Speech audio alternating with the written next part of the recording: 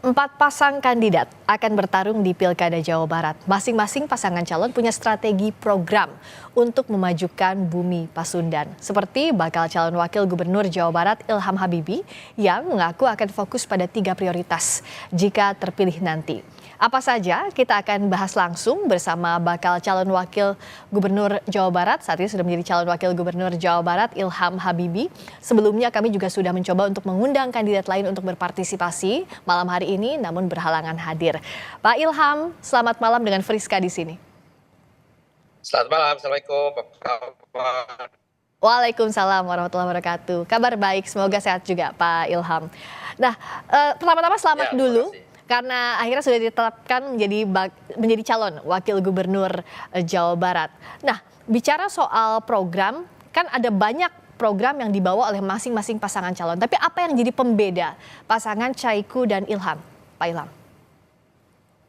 Ya, saya kira fokus utama kita memang diantaranya 3 hal yang saya kemarin sampaikan, yaitu memang rasanya tiga-tiganya ada kaitan erat dengan ekonomi. Jadi memang lapangan pekerjaan, rakyat, masyarakat di Jawa kan sangat banyak ya, 50 juta totalnya, pemilihnya hampir 36 juta. Jadi ya 36 juta itu sebagian besar memang juga bekerja, dan kita juga tahu bahwasannya pengangguran di Jawa Barat itu meningkat karena adanya PHK yang kita lihat terutama di sektor tekstil, tapi juga ada yang lain. Biarpun kita melihat adanya juga investasi baru masuk, tapi memang orang yang perlu bekerja karena dia harus cari nafkah itu banyak sekali.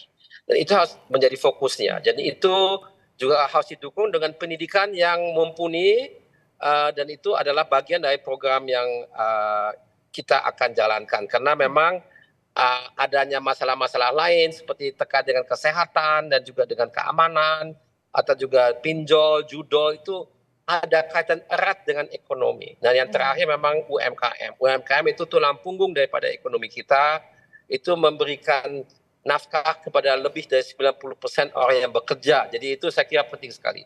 Memang ini penting di seluruh Indonesia, tapi di Jabar karena memang besar sekali ini menjadi fokus kita, salah satu fokus utama kita, betul. Ya. Ya. Saya ingat Pak Ilham wawancara Pak Ilham di program Rosi Juni lalu bilang bahwa kalau mau membuat suatu perubahan yang substansial harus masuk ke pemerintahan. Dan Pak Ilham bilang bahwa punya idealisme. Tapi saat ini, saat terjun di dunia politik, are you 100% ready? Karena kita tahu seringkali idealisme ini terkalahkan dengan kepentingan pragmatis. Dan kita sudah melihat pula dalam proses pencalonan pendaftaran ini bahkan banyak sekali juggling politik yang terjadi. Ya, saya kira itu dunia politik memang punya karakter tertentu, tapi tidak berarti bahwasannya idealisme itu harus dikalahkan oleh pragmatisme. Karena pragmatisme bagi orang politisi itu memang adalah jalannya untuk menuju tujuan. Nah, yang penting juga adalah bahwasanya tujuan itu tercapai, jangan tujuan itu tiba-tiba dikalahkan oleh pragmatisme. Ya, ini adalah satu keputusan yang harus diambil oleh masing-masing politisi sendiri. Memang itu tergantung dengan individunya. Jadi nggak bisa digeneralisasi bahwasanya yang menang itu selalu idealisme itu selalu dikalahkan. Saya kira tidak demikian. Apa yang jadi strategi Pak Ilham dalam hal ini? Halo? Halo Pak Ilham, bisa dengar suara saya? Maaf, ini koneksinya tidak baik. Oh baik, saya akan ulangi lagi. Koneksinya kurang baik. Bisa diulang lagi pertanyaannya? Oke, bagaimana strategi Pak Ilham untuk mempertahankan ini? Sudah menyusun programnya, bagaimana dengan Pak Syahiku agar bisa sejalan menjalankan program itu? Ya, demikian tidak tertutup kemungkinan adanya perbaikan dan penambahan. Ya, dan itu bagian daripada apa yang memang kita sudah serahkan kepada KPUD. Jadi bagian daripada visi misi itu juga ada program-program yang lebih rinci. Tidak mungkin saya sebutkan semuanya di sini karena banyak sekali ya. Tapi memang salah satu fokus utama adalah apa yang tadi saya sampaikan. Nah, perlu juga kita tambahkan dan mengerti dalam konteks ini bahwasanya program yang kita usulkan, kita insya Allah akan jalankan di Jabar, tentunya harus nyambung dengan program pemerintah pusat, karena kita ini satu tim ya, jadi apapun yang dijalankan oleh pemerintah pusat atau pemerintahan yang mendatang, kita harus dukung dari Jabar dengan program-program kita, jadi itu harus nyambung. Dan juga apapun yang kita lakukan juga harus didukung dan kita saling mendukung dalam hal ini dengan pemerintah lokal seperti kabupaten dan kota. Sekali lagi ini satu tim. Jadi biarpun mungkin kadang itu berasal dari partai yang berlainan, tapi tetap saja tujuannya sama. Kita semuanya mengembangkan negara dan bangsa kita menjadi negara bangsa yang maju, yang unggul, yang produktif, inovatif, yang daulat, yang berkelanjutan dan sebagainya. Ini adalah tujuan kita bersama menjadi Indonesia emas. Jadi kalau Indonesia menjadi emas, insya Allah pada tahun 2045, tentu Jabar juga harus menjadi emas. Mudah-mudahan duluan gitu. Pak Ilham, ini seperti yang disampaikan juga Pak Syahiku bahwa walaupun tidak diusung oleh Kim Plus, tapi PKB dan Nasdem, Pak Syahiku dengan Pak Ilham ini akan sejalan dengan pemerintahan Pak Prabowo dan Mas Gibran. Nah, bagaimana bisa? Padahal tadi seperti yang disampaikan Pak Ilham kan akan sejalan dengan pemerintah pusat, tapi koalisinya berbeda. Bagaimana untuk jembatannya apa? Nah, pertama tadi kan PKS dan Nasdem, bukan PKB. PKS dan Nasdem. Ya, PKS dan Nasdem bagian daripada Kim Plus. Ya. Tapi kita harus membayangkan seperti ini. Kalau di Jabar itu ada dua pasang yang pengusungnya itu Kim Plus. Jadi siapapun yang menang nanti tetap saja Kim Plus yang menang kan.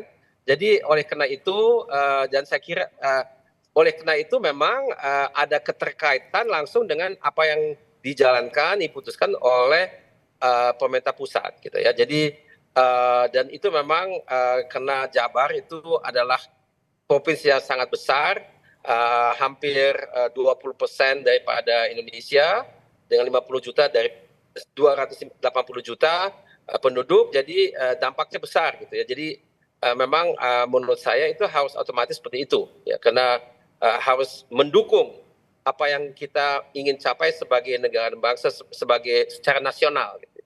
Oh, artinya walaupun berbeda tidak bersama koalisi besar Kim Plus, tapi PKS dan Nasdem akan tetap sejalan. Tadi janjinya begitu dengan pemerintahan Pak Prabowo. Mohon maaf, tapi Kim Plus itu sebetulnya termasuk Nasdem dan PKS. Tapi di Jawa Barat ini kan terpisah artinya kan, tidak mengikuti koalisi bersama dengan Kim Plus. Gini, Kim Plus itu kan definisi di pemerintah pusat, ya.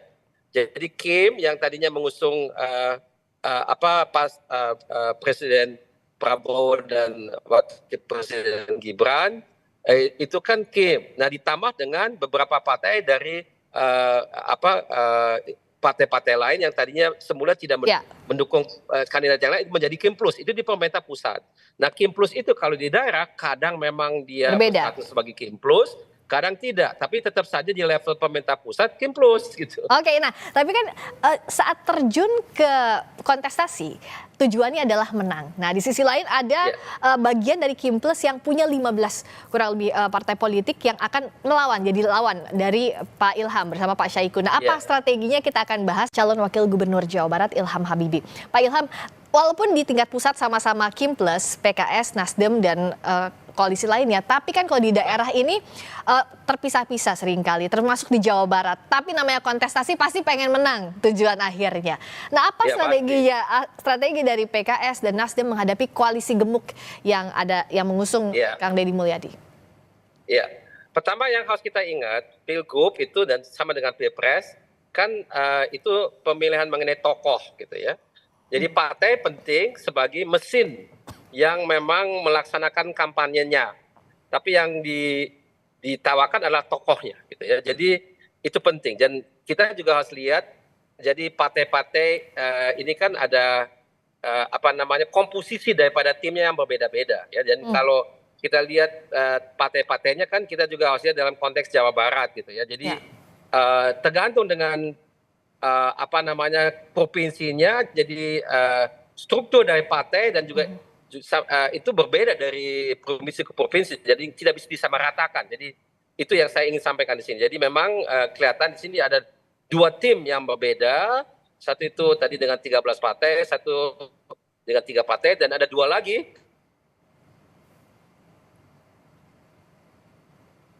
hanya dengan 1 partai.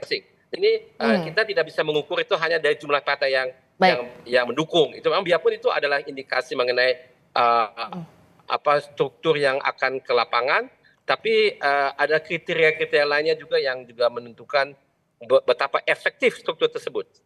Tapi yang jelas Syahiku Ilham ini siap untuk menghadapi Pilkada Jawa Barat dengan timnya juga banyak senior-senior di Jawa Barat.